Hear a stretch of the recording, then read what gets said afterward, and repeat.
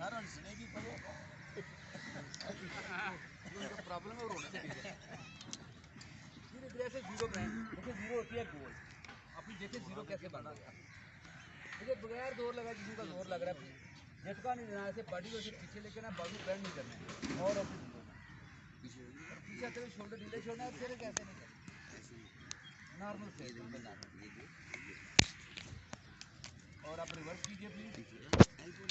1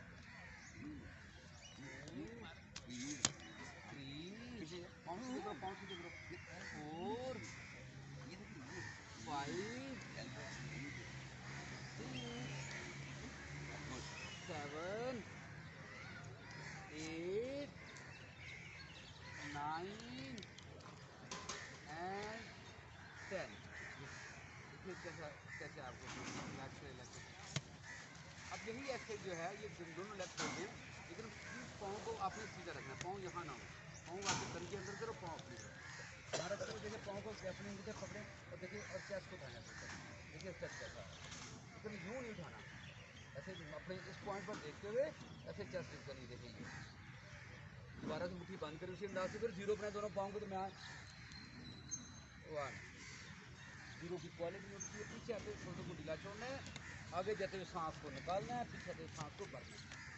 3 4 फिर घुटने बैंड कर दिया, रोकर साहब पाँव सीधे करें, मैंने कहा पाँव सीधे, पाँव प्लीज अंदर करें, अंदर करें और अंदर करें। 6 जीरो बनानी है, जीरो आपकी जीरो तो बन गई, कुछ और ही बना रहे। 7 8 ये कहो तो मैं बना दूं। 9 and 10। देखिए मिस्टर, आप रिवर्स कीजिए प्लीज, पाँव खड़े करने हैं और पाँव सीधे रखने हैं। ठीक है सर, पाँव सीधे कराओ जरा। 2 3 4 गर्दन को कुछ नहीं कर, देखिए आपने ऐसे नहीं करना, ये इसको आपके बाजू डाउन है, नेक बाहर है। 5 फिर आपने वही कर रहे हैं। 6 नेक उठाकर अपनी नेक से बाजू। 7 8 9 और 10। जोर लगा बगैर जोर लगा, और इनको ऐसे रिलैक्स। अब यहाँ से अपने राइट लेग को ऐसे बेंड कर लें और लेफ्ट लेग जितनी आसानी से बाहर खोल सकते हैं बाहर से उतना ऐसे ओपन कर लें, ठीक है। लेकिन ये एड़ी और बॉडी को थोड़ा फासला रखिएगा। अब सिंपल अपने पाँव को ऐसे पकड़ के देखिए, स्ट्रेच बिल्कुल, पाँव ऐसे पीछे ना हो, ऐसे अपनी तरफ हो बिल्कुल खींच के, और दोनों बाजू उठाएं शोल्डर लेवल पर, और एक्सहेल करते दोनों हाथ ऐसे ट्विस्ट करें, दोनों हाथ को यहाँ रखें, ऐसे चेस्ट ट्विस्ट करें और देन टर्न बैक।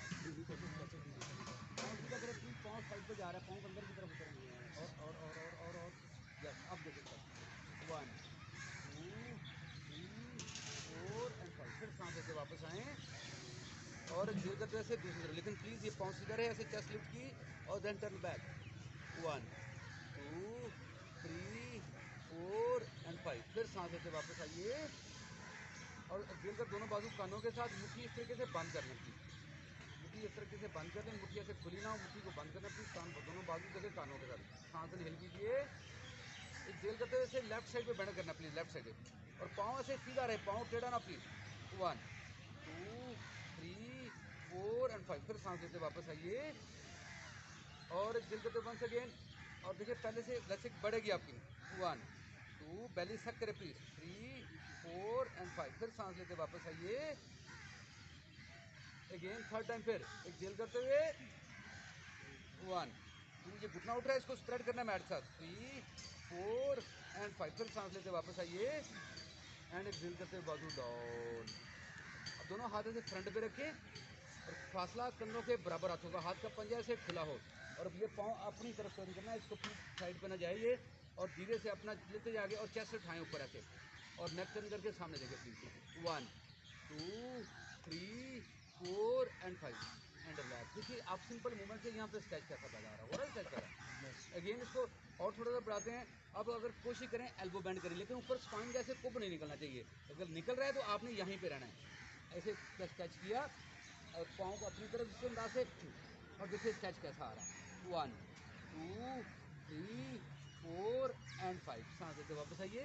देखिए एक्सट्रीम स्ट्रेच बड़ा आपको इस लेग के अंदर, हमने मूवमेंट ये फॉरवर्ड दिया है, इसका स्ट्रेच का है हमारी इस लेग के अंदर, लेकिन प्लीज़ इसको समझ करना है। अक्सर मिस्टेक क्या होती है, यहाँ पे पाँव ऐसे चला जाता है। ये पाँव प्लीज़ अपनी पोजीशन पर अपनी तरफ टर्न करना है इसको, और ये नी जॉइंट आउटर साइड नहीं, इनर साइड, ये घुटना, ये घुटना इनर साइड यहाँ पे, ठीक है। अब अपने दोनों हाथ से, ये एक हाथ से ऐसे पाँव को पकड़े, दूसरे ऐसे पकड़ने की कोशिश करें, और देखिए स्ट्रेच कैसा है। फिंगर से पकड़ लें, यहाँ से पकड़ लें, जिस जहाँ से आप आसानी से पकड़ें, लेकिन घुटना नहीं बेंड करना चाहिए। और इसी अंदाज से बैली को सेट करें, दोनों शोल्डर को बैलेंस करें। एक शोल्डर देखिए ऊपर है, नीचे है, इस बार से आपने बैलेंस करना है। 1 2 3 4 एंड 5। मुझे हमने स्ट्रेच का समझ आता है, और असर से स्ट्रेच करा। अब जो है वो इसी तरीके से इस लेग को खोल दें और इस लेग को बेंड करें, शीतल सुकम आसना। और ये आपने पाँव को अपनी तरफ टर्न किया। ये जितना आसानी, जहाँ पे आपका अच्छी सेटिंग है, आपको पता कहाँ पर है, जरूरी नहीं कि बहुत ओपन करना है, जहाँ पे आपकी, लेकिन पाँव ये सीधा रहे, और ये पाँव ऐसे बाहर की तरफ, ये जब पाँव बाहर जाता है पिछले हमारे घुटने का जॉइंट आउटर मूव कर देता है, इसको हमने इनसाइड, तो इससे ये बेसिकली जो पाँव को हम टर्न करते हैं, हम अपने इस नी जॉइंट को फिक्स करते हैं, ठीक है। उसी अंदाज से फिर आप देखते हैं प्लीज़, ये दोनों बाजू उठाएं शोल्डर लेवल पर, फेल करके प्लीज़ अपना राइट हाथ ऐसे टच करें राइट साइड पे, लेफ्ट बाजू ऐसे कान से लेके आइए, राइट शोल्डर ढीला छोड़ें, और देखिए स्ट्रेच कैसा आ रहा है। 1 2 3, अंदर हाथ ऐसे नहीं, अंदर की तरफ, 4 एंड 5। सांस लेते वापस आइए, और एक जगह से दूसरे राइट बाजू से ले लें कान के साथ, दूसरी पाँव खेच अपनी तरफ, राइट बाजू को लिफ्ट करो, ऊपर बेली सेट करें। 1 2 3 4 एंड 5। फिर सांस लेते वापस आइए, और एक झील करते इस अंदाज से यहाँ पे रखें प्लीज़, ऐसे चेस्ट को लिफ्ट करें, और देन ऐसे टर्न बैक, दोनों शोल्डर बैलेंस। 1 2 3 4 एंड 5। फिर सांस लेते वापस आइए, और एक झील करते से लेफ्ट की जाइए, लेकिन इस पाँव की पोजीशन का ख्याल रखिएगा प्लीज़। फिर चेस्ट लिफ्ट करें। 1 2 3 4 एंड 5। फिर सांस लेते वापस आइए, और एक झील करते दोनों हाथ सामने रखें प्लीज़, और इस अंदाज से चेस्ट खाएँ ऊपर, और देखिए स्ट्रेच कैसा आ रहा है। 1 2 3, इस पाँव को प्लीज़ नहीं भूलना, इसको पाँव को टर्न करो और अंदर की तरफ करो। 4 एंड 5। फिर सांस लेते वापस आइए, और वंस अगेन एक्सेल करते फ्रंट की आप कोशिश करें एल्बो टच करने की। अगर नहीं होती तो आपने एल्बो टच नहीं करनी, तो हाथ खोलें, हाथों का फासला इस कंधों के बराबर, और ये ऊपर से स्पाइन ऐसी कोप ना बने। अगर बन रहा है तो आपने एल्बो टच नहीं करने। 1 2, इस पाँव की पोजीशन को हमेशा आपने याद रखना है। 3 4 एंड 5। फिर सांस लेते वापस आइए, देखिए हमने स्ट्रेच कैसे बढ़ा। अब इसी साइड पे एक हाथ राइट से पकड़ा, और फिर ऐसे लेफ्ट हाथ से पकड़ा। तो सबसे पहले क्या करना है, शोल्डर को बैलेंस करना है। देखिए एक शोल्डर नीचे एक ऊपर है, इसको बैलेंस किया, और पाँव का टर्न किया, और चेस्ट को उठाएं, चेस्ट उठाएंगे, देखिए लेग में स्ट्रेच बढ़ेगा। 1 2 3, तो पीछे स्पाइन की लेंथ को हमने बढ़ाना है। 4 एंड 5। और फिर सांस लेते हुए वापस आइए, और एक्सेल करते हुए बाजू दो। अब देखिए आपके इस लेग को सीधा लें प्लीज़, दोबारा से फिर रिलैक्स करें। अब अपने पाँव पकड़ के देखिए पहले से क्या डिफरेंस है, क्या फ़र्क है। कल फिर आप बाहर देख रहे हो, नीचे देखना है, नीचे देखना है। अब चेस्ट लिफ्ट करें, फिर अपने नेक मूव करें। ये बहुत बड़ी मिस्टेक है जो हम लोग करते हैं, प्लीज़ इसको अंडरस्टैंड करना है। ये हर जब भी आप, और एक काम तो आपने ये नहीं करना, कभी भी ये गर्दन यहाँ टच नहीं करनी, never do it. Specially in the morning हमारी बॉडी में स्टिफनेस ज़्यादा होती है, लोअर बैक में बहुत स्टिफनेस होती है, और कभी भी ये पोज नहीं। देखिए मैं ये करता हूँ, मेरी स्पाइन के ऐसे को बने कर रहा है। जब भी आपने अगर करना है तो ऐसे चेस्ट को उठाना है, ताकि पीछे रीढ़ की हड्डी की लंबाई बेहतर हो जाए, और उसके बाद सबसे पहले बेली टच करेगी, फिर चेस्ट, फिर आपकी सर की बारी आएगी। खड़े होके भी नहीं लगाना सर को घुटनों में। अगर आपने इसको करना भी है तो हल्का सा ऐसे माइक्रो बैंड से घुटनों में। अब देखिए मेरी रीढ़ की हड्डी की लंबाई कैसी लग रही है। हाँ, ये चीज़ उसमें हंच नहीं पैदा, उसमें जुलाई नहीं। कोई भी आप ऐसा पोस्टर करते हो फॉरवर्ड बैंड करते हुए, इसी इसकी लंबाई को अपने करवाते बढ़ाना हैं ना, नैरो बैंड का। ठीक है। तो आपने इसको फिक्स करने में पहले हम पुराते रहे हैं, पहले हमेशा हम सारे से लगवाते हैं, हम समझ रहे जितना सारा खड़े होके भी उतना अच्छा होगा।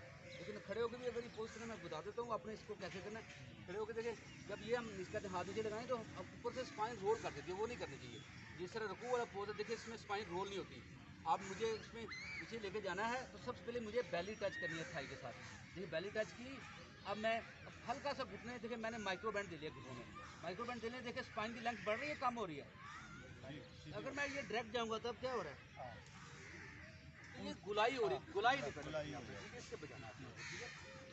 इससे हमारे मोड़ों में कंप्रेशन आता है जिससे में नुकसान होता है। छोटा सा घुटनों में ना, तो अगर आप माइक्रो बैंड देके कर लेंगे सब पूरा, यहाँ भी ऐसे जाते हैं तो हल्का सा देखे घुटने मैंने उठा लिए, माइक्रो बैंड देखिए मेरी स्पाइन की लेंथ देखिए, फिर मैं अपनी चेस्ट को नीचे लेके आ रहा हूँ, पहले चेस्ट, पहले इन दोनों का टारगेट है, बाद में सर की बात, स्पाइन सीधी होनी चाहिए। स्पाइन, ठीक है। तो वेल देखिए हमने लोअर पोर्शन को भी कर लिया, अब हमारी बॉडी तैयार है योगा पोस्चर परफॉर्म करने के लिए। तो इस तरीके से आपका जेंटल वार्म अप होना चाहिए, क्योंकि सीनियर एज के लोग होते हैं उनके लिए हार्ड वार्म अप अच्छा नहीं, जेंटल वार्म अप अच्छा है। जो अगर एज आपकी 30-35 साल है तो आप हार्ड वार्म अप भी करते हैं, जिसे जंपिंग जैक्स कहते हैं, जो हम नॉर्मली हम शुरू में करते रहे, ठीक है। लेकिन एज के मुताबिक अपने वार्म अप को चेंज करना है। अब जो है वो कैट पाउच, ये पोज ज़रूर सीखना चाहिए।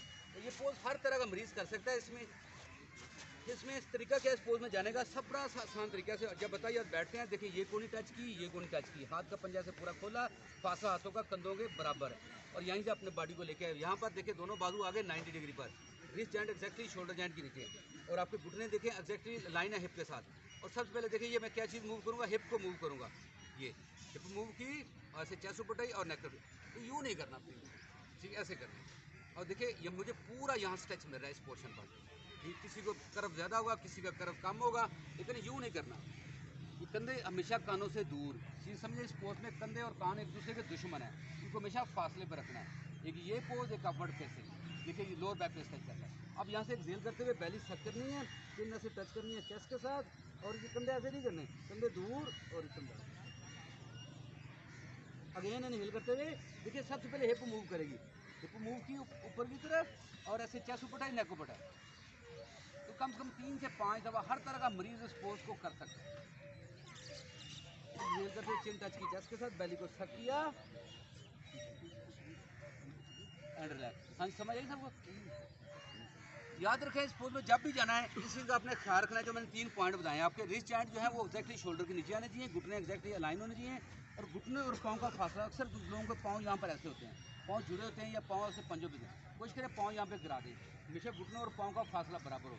और देखिए ये सबसे पहले हिप मूव करेगी, चेस्ट ऊपर जाएगी, और यहाँ पे एक मिस्टेक हम ये करते हैं, हम ये करते हैं। अब मेरा फेस कैसा लग रहा है और अब कैसा लग रहा है, तो ये प्लीज़ इस चीज़ को आपने अंडरस्टैंड करना है, ठीक है। एक्सेल करते हुए चिन को टच करें, बैली को सक करें। अब यहाँ से अब आपकी चॉइस है, आपने पोज किस तरह से सिलेक्ट करने हैं।